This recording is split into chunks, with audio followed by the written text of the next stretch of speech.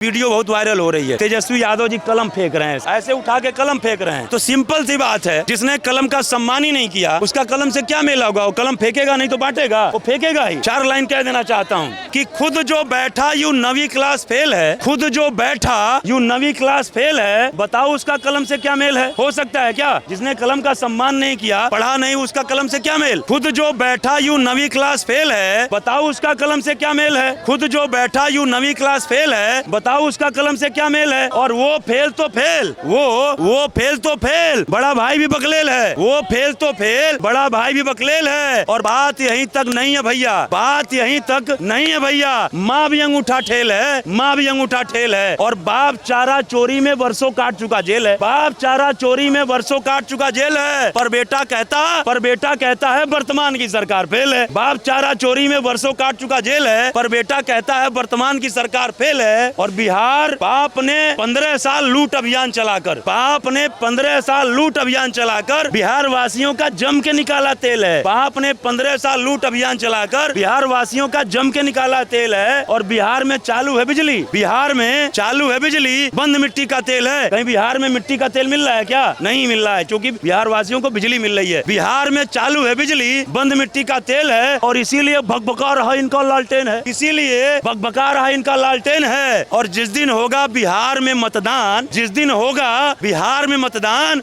उस दिन जनता बनाने वाली इन बाप बेटों की रेल है, उस दिन जनता बनाने वाली इन बाप बेटों की रेल है। और बिहार में चालू है बिजली, बंद मिट्टी का तेल है, इसीलिए भगभगा रहा इनका लालटेन है, इसीलिए भगभगा रहा इनका लालटेन है। अब आगे आप कुछ पूछ रही थी, बताइए।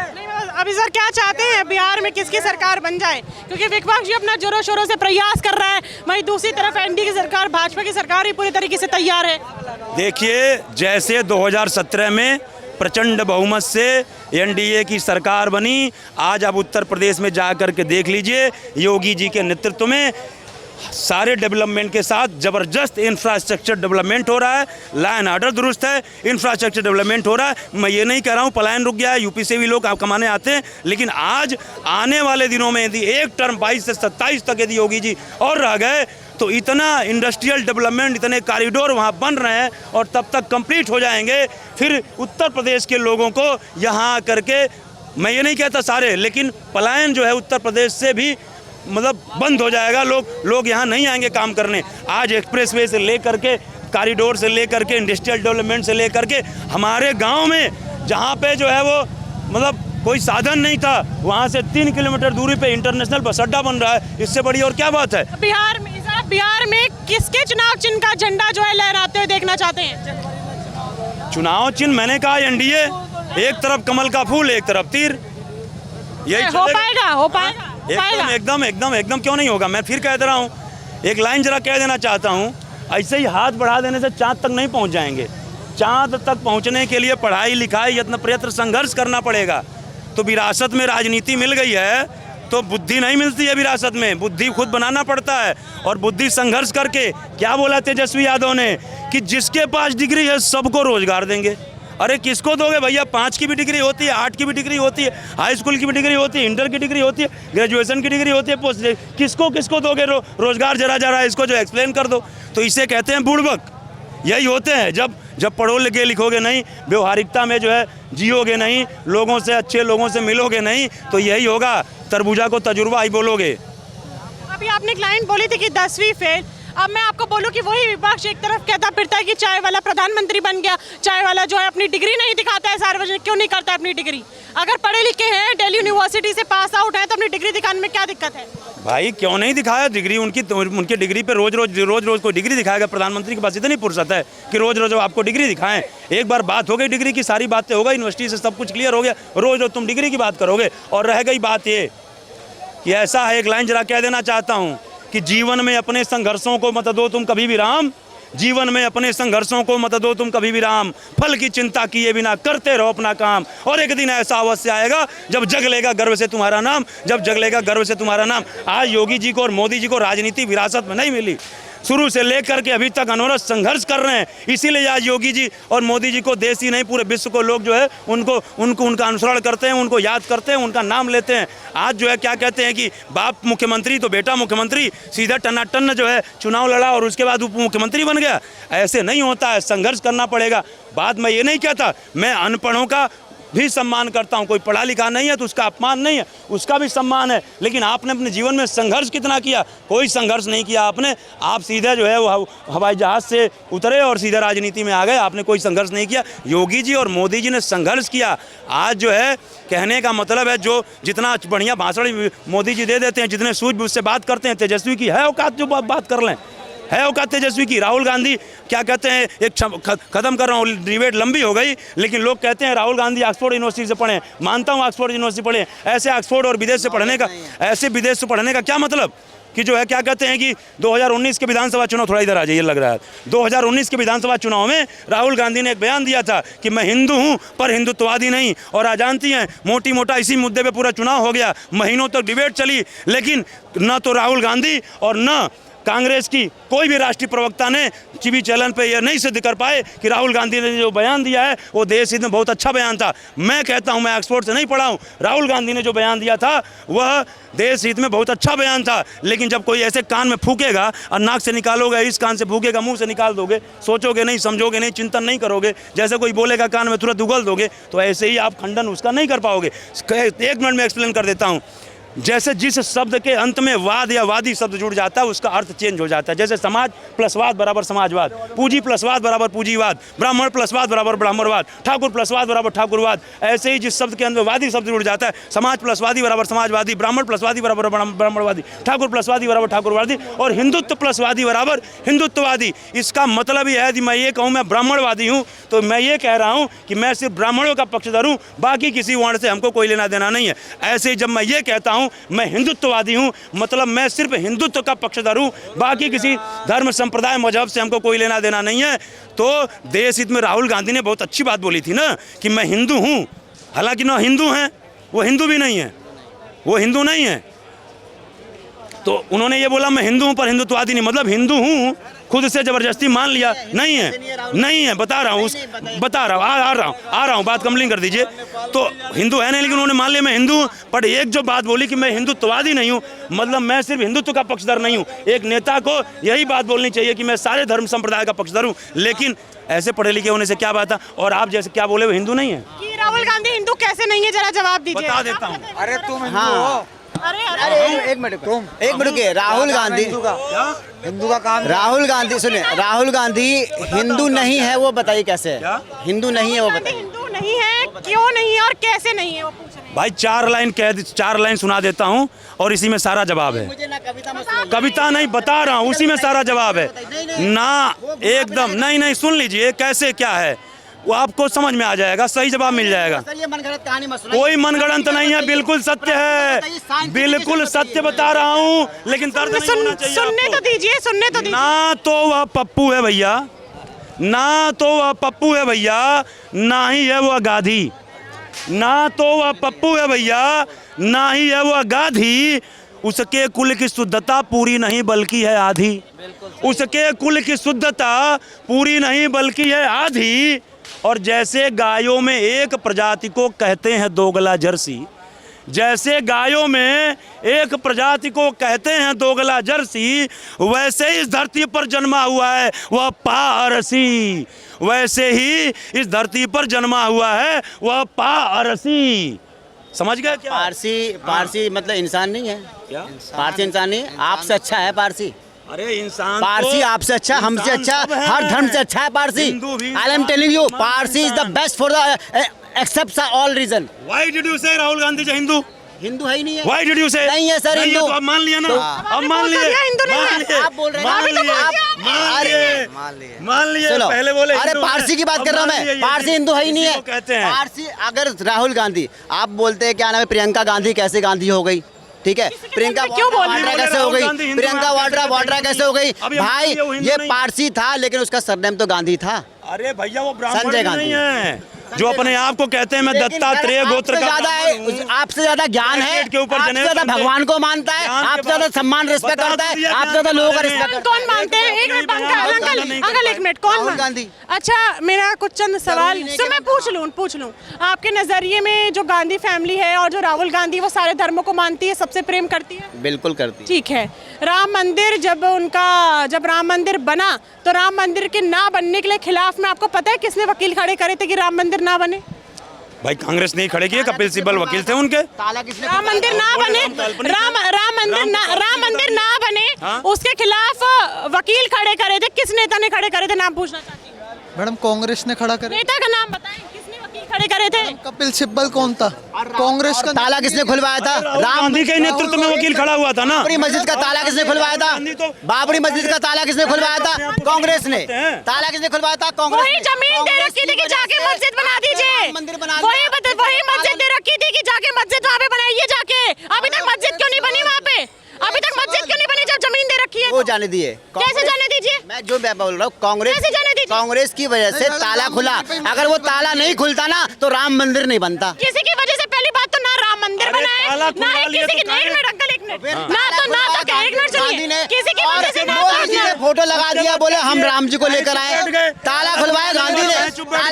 एक मिनट भाई, एक मिनट, आप लोगों के दिमाग में ये मिथ क्यों बना हुआ है कि किसी पार्टी ने ताला खुलवाया, किसी पार्टी ने मंदिर बनवाया? रुकिए, मैं बोलूं। पहली बात तो राम मंदिर जो बना है वो किसी पार्टी ने, किसी सरकार ने नहीं बनाया है, वो जनता के पैसों से बना है, चंदे के पैसों से बना है, उसमें किसी पार्टी का नाम नहीं आता।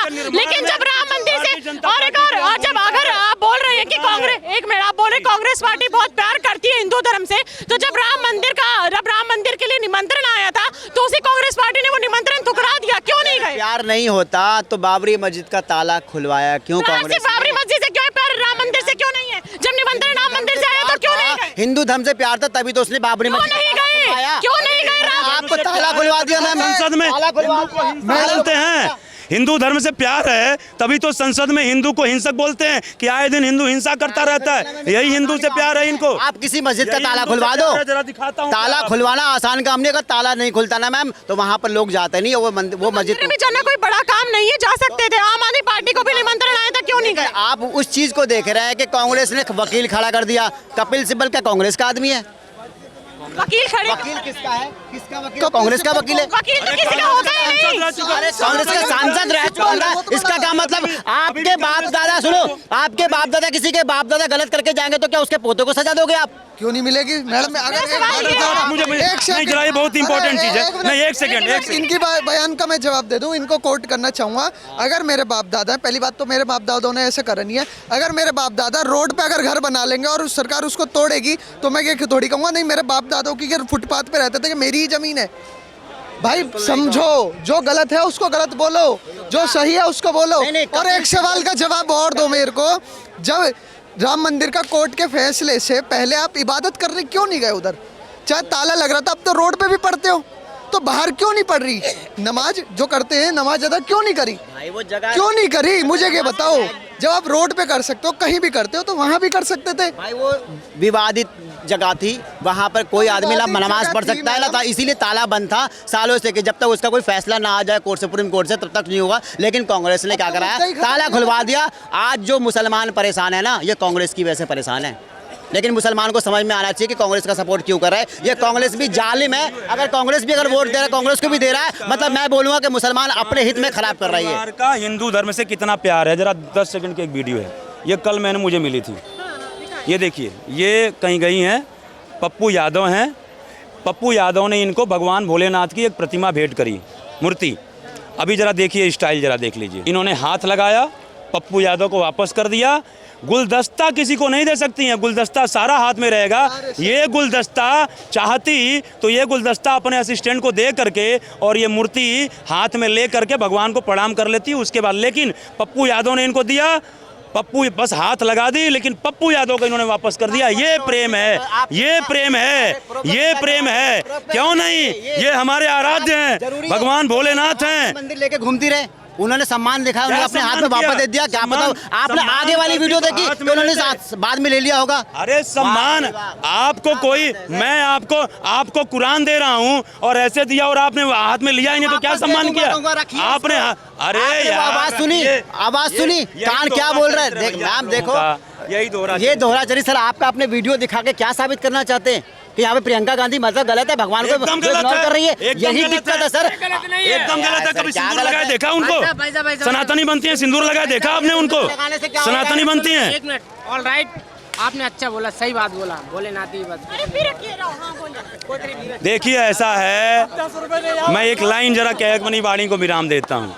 जो जैसा करेगा उसको ऐसा फल मिलेगा, चाहे वो कोई भी हो। लेकिन बात है, बात तथ्य और तर्क पे कीजिए, ऐसे हवा में मत बोलिए। इन्होंने बोला राहुल गांधी हिंदू हैं, फिर बात बोलिए ना हिंदू नहीं है। और एक लाइन जरा कह देना चाहता हूँ, है हिंदू, हिंदू है। एक लाइन कह के अपनी वाणी को विराम देता हूँ कि अपमान सहे कैसे उसका, अपमान सहे कैसे उसका जो पालनहार हमारा है, अपमान सहे कैसे उसका जो पालनहार हमारा है।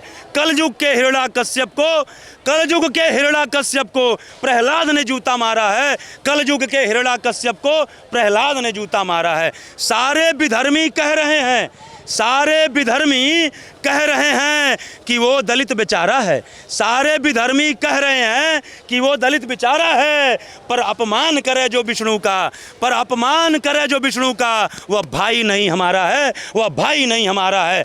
अपने आराध्य भगवान, अपने आराध्य भगवान देवी देव धर्म संस्कृति का, अपने आराध्य भगवान देवी देव धर्म संस्कृति का अपमान हमें कभी होगा नहीं गंवारा है, अपमान हमें कभी होगा नहीं गंवारा है। और कलयुग के हिरण्याकश्यप को प्रहलाद ने जूता मारा है, कलयुग के हिरण्याकश्यप को प्रहलाद ने जूता मारा है। ना हिंदू अच्छा, ना मुसलमान, ना सिख, ना ईसाई, ना क्रिश्चियन, कोई भी ज़्यादा अच्छा नहीं। अगर अच्छा है तो उसका कर्म और उसका मन, अगर मन गंदा कर्म गंदा तो आप इंसान गंदा। अब जो है दिलीप जायसवाल जो कि भाजपा के स्टेट प्रेसिडेंट है, उन्होंने इलेक्शन कमीशन को कहा है कि जब जो भी इंसान वोट देने आएगा पोलिंग बूथ पे, उनको वेरीफाई करा जाए स्टेप बाय स्टेप। खासतौर पे जो महिलाएं बुरखे में आएंगी उनका चेहरा वोटर आईडी कार्ड से मैच करा जाए, मतलब जिसका चेहरा ढका हुआ हो वेरीफाई करा जाए।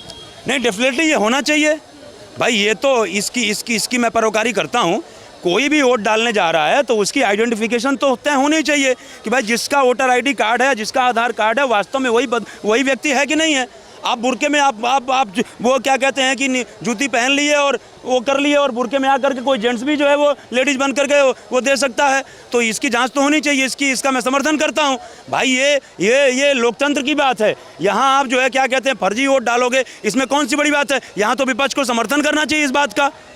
भाई ये आज अभी ये वोट चोरी का जो है इल्ज़ाम लगा रहे थे, कट गया, वोट चोरी का इल्ज़ाम लगा रहे थे कि वोट चोरी हो रही है। वोट चोरी तो ऐसे भी हो सकती है ना, तो यहाँ तो समर्थन करना चाहिए। लेकिन यही दोहरा चरित्र है इनका। और एक बात मैं बता दूं, वोट चोरी से बड़ा इल्ज़ाम, बड़ा आरोप कोई हो ही नहीं सकता है।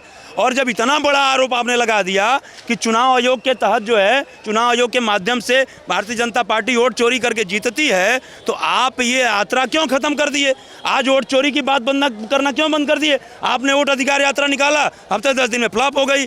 फिर आपने बिहार अधिकार यात्रा निकाला, वो भी फ्लॉप हो गई। अब बिहार रिस्पेक्ट यात्रा निकाल रहे हो। यात्रा बार बार कौन बदलता है? जिसके बस की बात नहीं होती है, जिसका लक्ष्य एक नहीं होता है, जिसके अंदर कॉन्फिडेंस नहीं होता है, जिसके अंदर गट्स नहीं होता है, वो अपनी यात्रा बार बार बदलता है। एक लाइन जरा कह देना चाहता हूं कि बढ़ चला यदि लक्ष्य की तरफ, बढ़ चला यदि लक्ष्य की तरफ, तो कभी पीछे कदम नहीं हटाऊंगा। और पथ में आ जाए चाहे कितनी भी चट्टाने, पथ में आ जाए चाहे कितनी भी चट्टाने, हर चट्टान चीर में बढ़ता चला जाऊंगा, हर चट्टान चीर में बढ़ता चला जाऊंगा। जिसके अंदर कॉन्फिडेंस होता है, जिसकी नियति और नीति साफ होती है, वो कभी पथ से पीछे नहीं हटता, अपनी यात्रा को बदलता नहीं है, यात्रा जारी रखता है। आज तेजस्वी यादव को और राहुल गांधी को एहसास हो गया है कि हम जो है इस बिहार चुनाव में फ्लॉप होने वाले, इसलिए बार बार अपनी यात्रा बदल रहे हैं। और एक बात मैं कह देना चाहता हूँ, नोट कर लीजिएगा आप अपने कैमरे पे, इस बार बिहार में जैसे 2017 में एनडीए की प्रचंड बहुमत से सरकार बनी थी, उसी तर्ज पे इस बार एनडीए की प्रचंड बहुमत से बिहार में सरकार बनने वाली है। क्यों बनने वाली है? आज आप केंद्र से लेकर के स्टेट की राजनीति में देख लीजिए, आज विपक्ष जब भी डिबेट होती है, जब भी कोई बात होती है, सिर्फ 2 बात पूछता है केंद्र सरकार से, 15 लाख खाते में नहीं आए और 2 करोड़ रोजगार नहीं मिले।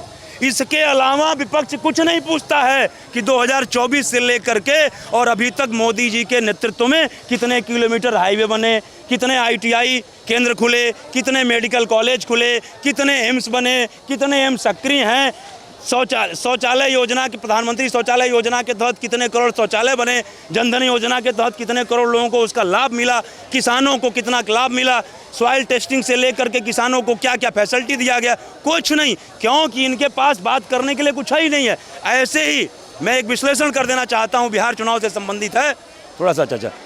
जैसे मान लीजिए आप टाइटन की घड़ी पहन रही हैं, मैं आपको आता हूँ रोलेक्स की घड़ी बेचने, तो मुझे जो पहन रही हैं उसके बारे में और जो मैं बेचना चाहता हूं उसके दोनों के बारे में मुझे आपको बताना पड़ेगा। मुझे बताना पड़ेगा कि मैडम यदि आप टाइटन की घड़ी पहन रही हैं तो टाइटन में आपको ये सर्विस मिल रही है, ये सुविधाएं मिल रही है। हमारी रोलेक्स की घड़ी यदि आप पहनेंगी तो टाइटन से ज़्यादा इसमें ये फैसिलिटी है, इसलिए आप टाइटन छोड़ करके हमारी घड़ी पहनिए। ऐसे ही जब चुनाव आता है तो पार्टियां जनता के पास जाती हैं और जनता से अपने सर्विस की बात करती हैं। जैसे आप घड़ी बेच करके उसकी सर्विस के बारे में बता रहे हो, वैसे पार्टियां कहती हैं कि भैया आप हमें वोट दीजिए, हम आपको जो सरकार जो अभी प्रेजेंट टाइम में आप सर्विस यूज कर रहे हो जिसकी, उससे ज़्यादा सर्विस देंगे। उसके लिए आपको क्या कहना पड़ेगा कि भाई 15 साल हमारी सरकार रही राजद की, आज पार्टी भी वही है और लगभग नेता भी पुराने हैं, तो पार्टी का अस्तित्व तो खत्म नहीं हुआ और न नेता है, तो पार्टी एग्जिस्टेंस में है, तो आपको अपनी सरकार की बात करनी पड़ेगी।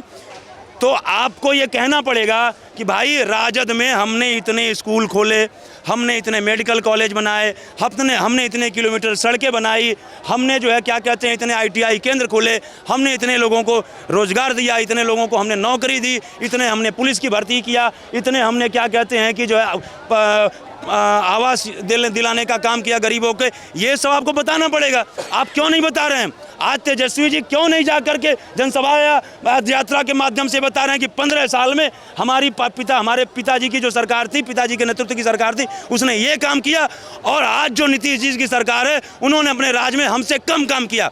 यदि आपको उनसे ज़्यादा काम चाहिए तो हमें वोट दीजिए, इससे बड़ी और क्या बात होनी चाहिए। लेकिन नहीं, बताने के लिए कुछ है नहीं है। कैसे रहेगा बताने के लिए जब उन 15 सालों में लूट से लेके, डकैती से लेके, अपहरण से लेकर के, रंगदारी टैक्स से लेकर के, छिनैती से लेकर के, गुंडई से लेकर के सारे यही काम हुए, तो बताने के लिए क्या है।